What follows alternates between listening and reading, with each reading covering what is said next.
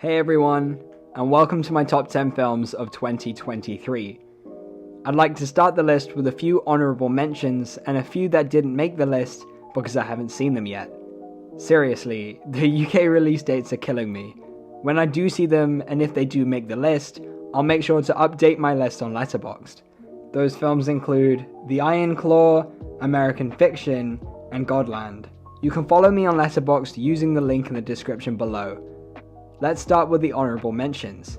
Poor Things is a film I've only recently seen, but is by far one of the weirdest.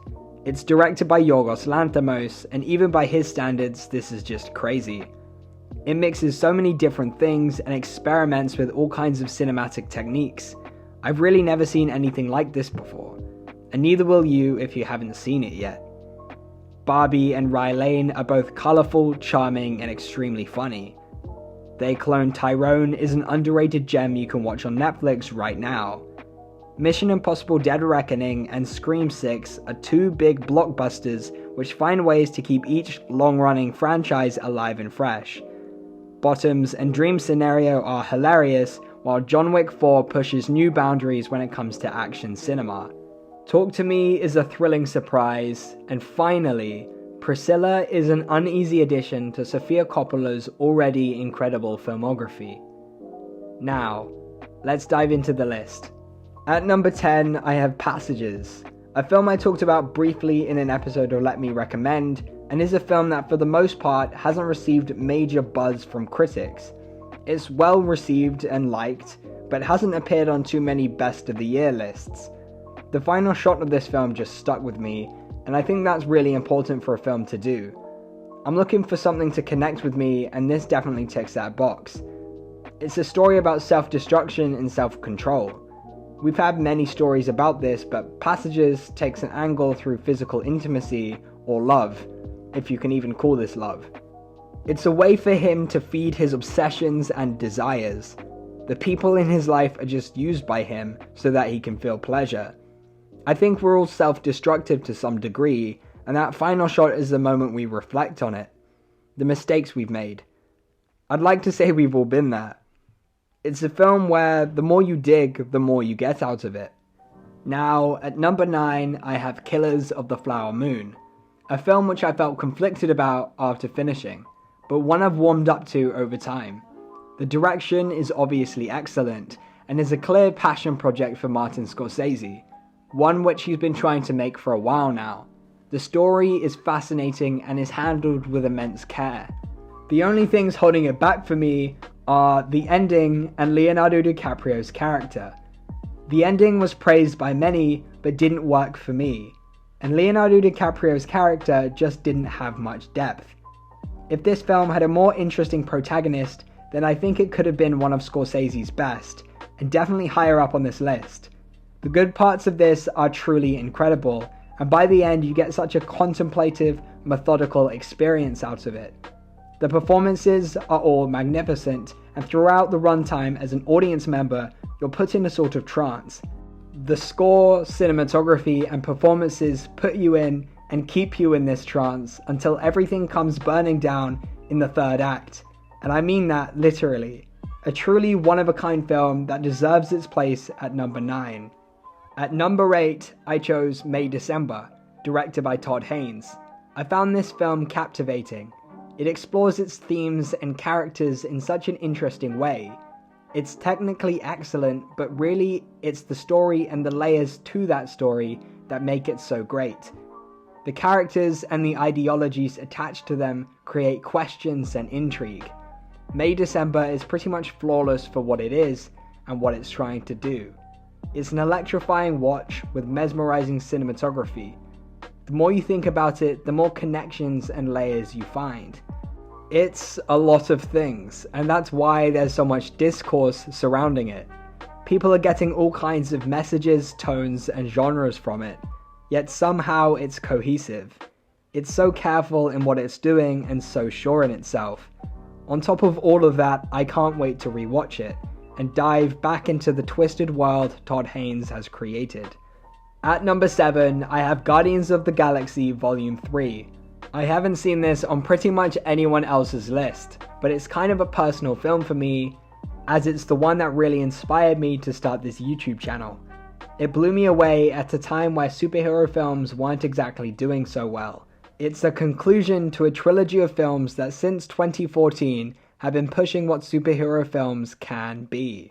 I talked about it in my first video, let me recommend episode 1, and my opinion on it hasn't changed. It's heartfelt, funny, not completely perfect, but gets to the core of what I love about a good superhero film. James Gunn worked his magic and made another superhero classic. Most of the jokes and CGI worked, but it takes the story and characters seriously, which is the most important thing. The practical sets and suits give it so much texture, while the filmmaking boosts an already wonderful story and script. I truly loved this one while watching, and that love hasn't gone anywhere. The focus on Rocket and what he went through ties it all together in a final mission for our beloved Guardians of the Galaxy. It broke me in a good way and is my 7th favorite film of 2023. At number 6, I have Infinity Pool. It's kind of crazy that I have it this high. Other films higher up on the list are probably better films, but this was one of the best cinematic experiences I had this year. It was so weird, and seeing it late at night with almost no one in the cinema was such a dreamlike experience. If I hadn't had that journey with the film, maybe it wouldn't be this high up. It's still a really good film though. It's sort of an eat the rich film, which personally I'm not a huge fan of. The menu didn't work for me the same way it worked for others, but this really did work for me. Mia Goth and Alexander Skarsgård are tremendous in leading this sick, grotesque world created by Brandon Cronenberg. The visuals, themes, and performances are all stunningly unique and provided something I'd never seen before, especially in a cinema. It was an intoxicating experience and one that I won't forget anytime soon. I can't wait to see what Brandon Cronenberg does next. If you haven't seen it yet, definitely check it out. It's divisive and not for everyone, but 100% for me. At number 5, I have Oppenheimer, a film which I reviewed, and the first which I reviewed on this list actually.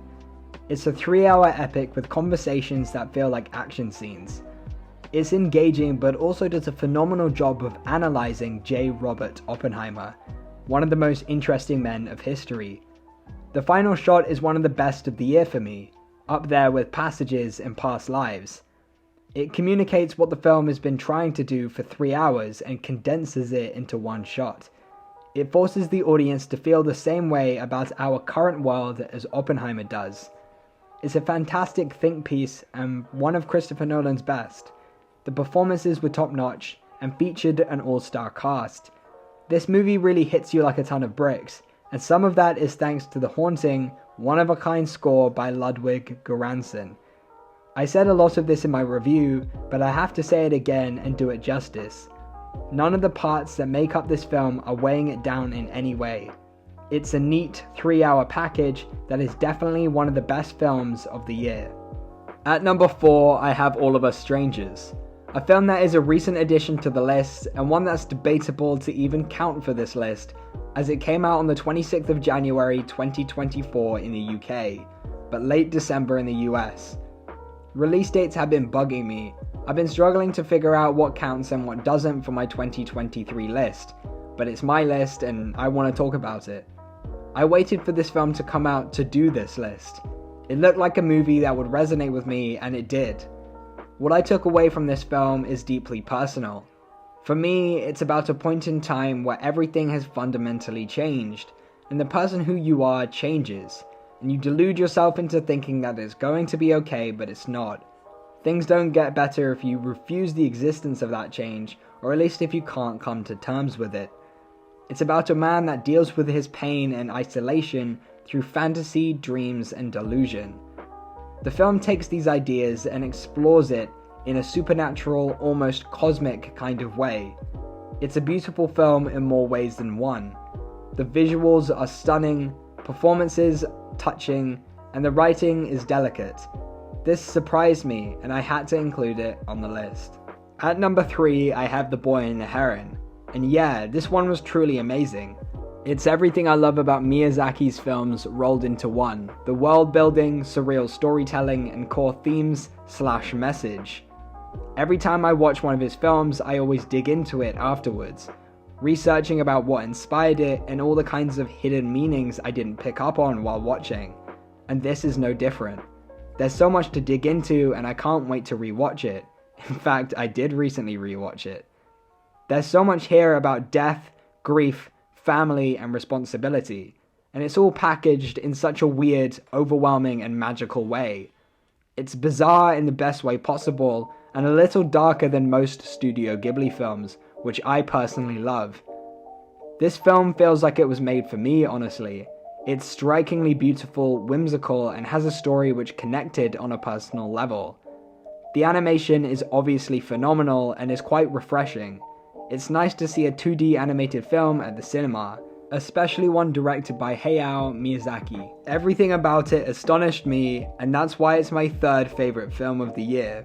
At number 2, I have Spider-Man Across the Spiderverse. It was really hard to choose between this and The Boy and the Heron, and honestly, depending on the day, these two could switch. This film was actually my first ever review, and it holds a special place in my heart. Pretty much everything about it is perfect, to me at least. It's carefully crafted and packed with so many details to indulge yourself into. It pushes boundaries for what animation can do, especially in the realm of superhero films. It's engaging in so many ways. Visually, yes. Thematically, yes. And through its writing, 100% yes. This was an incredible experience. The stuff they did with Gwen, expanding on her character, making her more complex, is really great stuff. Spider-Man Across the Spiderverse is a precious web that balances its cast of characters amazingly, pulling off everything it tries to do. And my number one film of 2023 is Past Lives. I already made a whole video on it, so definitely check it out if you haven't yet. This is my favorite film because it's the one that connected with me the most. It's about lost love and the pain that comes with letting it go, struggling with the ifs and maybes that come with life. I've been thinking about it ever since I watched it. It really stuck with me as someone dealing with the same kind of thing. I find myself mourning and grieving the past and how things could have gone differently. This film really gets at that feeling. Everything about it works for me. The performances, cinematography, and writing were all balanced by some truly immaculate direction from Celine Song in her first feature film. No other film came close for me. This is clearly my favorite film of 2023. It's a personal one and one that is going to stay with me forever. Before I go, I would like to shout out The Holdovers, a new Christmas classic and a heartwarming one at that, if it even counts for the 2023 list. Thank you for watching, and make sure you subscribe for some more film content. I guess that's goodbye for now.